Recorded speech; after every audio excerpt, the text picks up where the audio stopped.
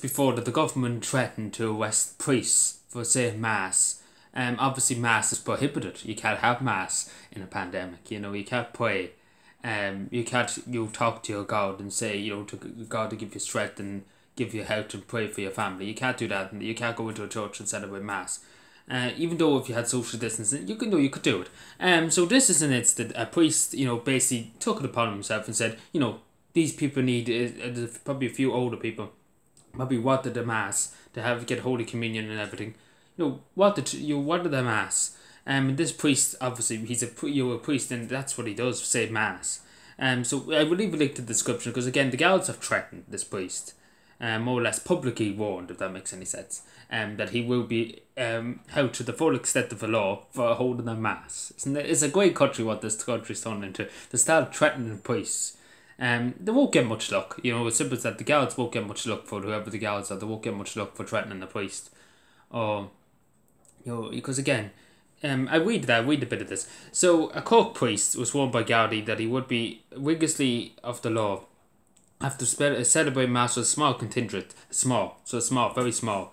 An Irish Catholic priest did not wish to name, but read on. You get what it says. Disgraceful. Probably only 3 or 4 people, and they come in high and mighty.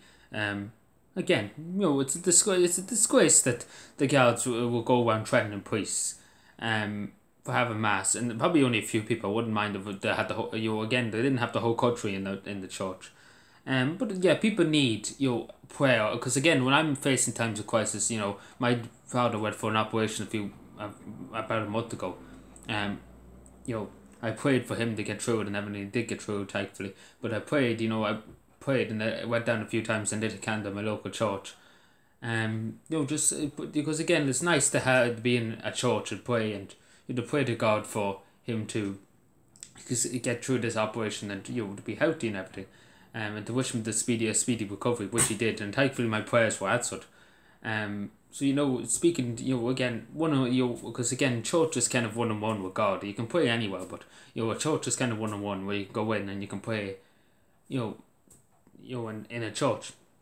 It's a disgrace that this priest was only holding the mass. I mean, if he wasn't a mass murderer, the way they kind of going about this, publicly warned, like, my God, there's people leaking doping, just to listen to this now. There's a person that actually got off with legal doping about 39 times or 37 times, as far as I'm aware, because he's doing it since probably 1999 or something like that, before the 2000 mark, I know. And nothing's been done about it. Nothing's ever been done about it. And I think that's in County Lough for this person, and nothing's ever going to be done about it, probably.